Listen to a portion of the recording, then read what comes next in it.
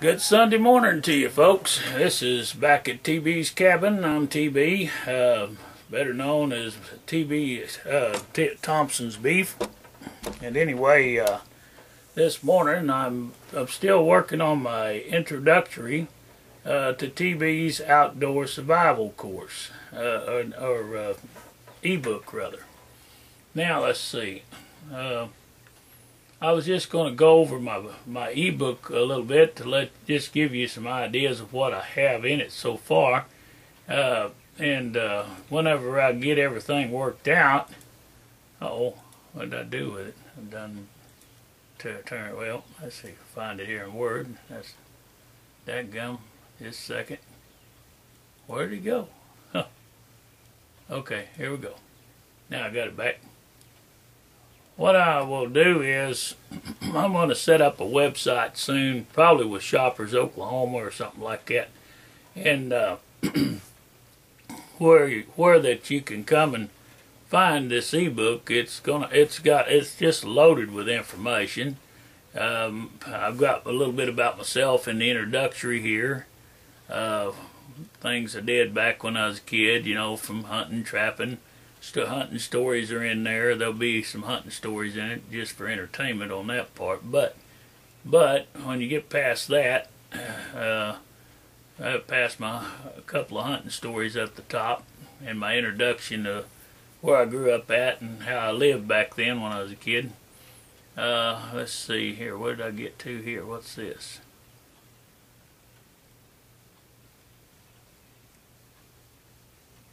Yeah, that's still about the deer hunt. Let me get on down here to the main course of what I'll be teaching or talking about. I'll be teaching many survival techniques in this book, even some of self-defense. The first item I would like to talk about is the top 14 survival emergency survival equipment. That is ESE, is what I call it. ESE, Emergency Survival Equipment. Top 14 things I would carry in my survival kit. First thing would be a cutting tool of your choice. Mine is, I prefer a cutting tool that is made of high carbon steel. A carbon steel kitchen knife is very good. A good knife, easy to sharpen with a file or stone. It's commonly found in most every home, and home has them, and they're cheap to buy. You can buy a whole set probably for $10. I don't know anymore. Back when I was a kid, we bought them up for $10. I don't know anymore, but they're cheaper than buying a hunting knife. I'll tell you that, a lot cheaper. And sometimes you can get them at yard sales, where even when people pass on, their kids are having a big sellout. You know, getting rid of stuff they don't want, that their moms and dads had, or grandparents. You sometimes go to the farm sales and you pick up stuff like that out of the home that they'll sell off. Okay, and you can get it pretty cheap, or even at yard sales around town sometimes. Combustion lighters, ferro rods, magnesium rods, fire starters, anything that's hard to reproduce in the wild or in the backwoods, I suggest you carry with you. That's just some of it. But anyhow, that's what it'll be about. I've got a list of things that you should carry in your emergency survival equipment kit. I suggest that you carry here. There's 14 of them will be in my book. I'm not going to sit here and read it all off because it would take too long. But that's one thing. Then I'll teach you how to make survival bows, such as PVC bows, while you're in civilization. One thing about a PVC bow, it don't seem to hurt them whenever you leave them strung up. Where a wood bow, it weakens them. And it can weaken PVC, I guess, if you had a single PVC pipe bow. But what I've got is a 100-pound pull or better on mine, and it really works good.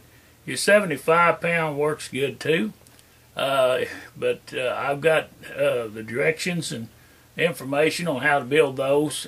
Probably build a 100-pound bow for less than $50. You can probably build a 3/4 and a ½ inch for maybe $25. But it takes a little more pipe and materials to build the 100-pound bow. Okay, See what I got on chapter 4. How to make a survival bow. I'm still talking about bush bows and stuff. How they can be made. Let's see.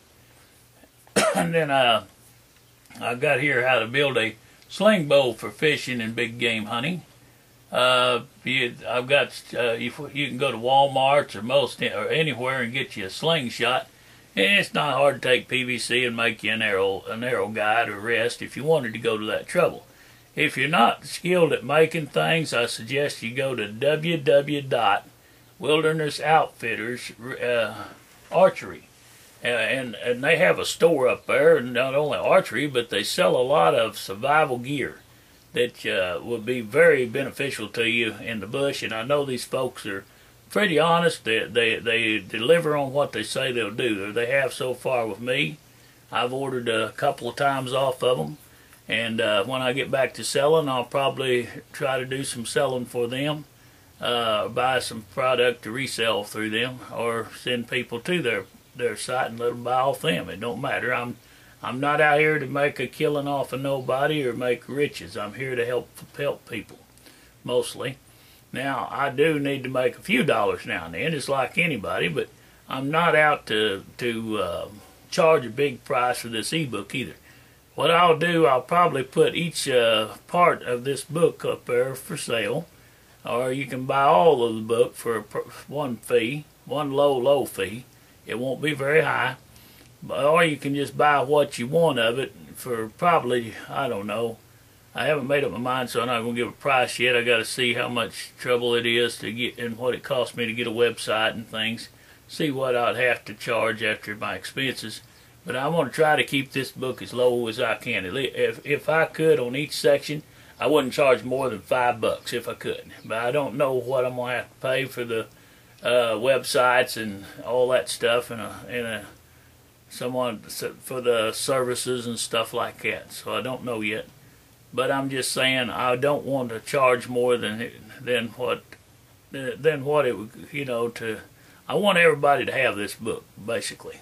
I don't want to gouge anybody for the darn thing. Let's see. How to make fishing reels for sling bows. I got a section on that. How to magnetize a needle. I have a section on that. For when you magnetize a needle, the purpose of that is it's a dual purpose thing. You can use it for a compass. I tell how to go about doing that in my book. It's all in there. You can use batteries to magnetize that needle. Some folks said something about, I heard something that you could use silk and magnetize a needle. Now, I don't know. I haven't tried it, but if that's all you got, I'd give it a shot. But I think it's best to magnetize your needle and get everything you can prepared before you go out into the field, out into the bush or wherever you're going, fishing, hunting, whatever.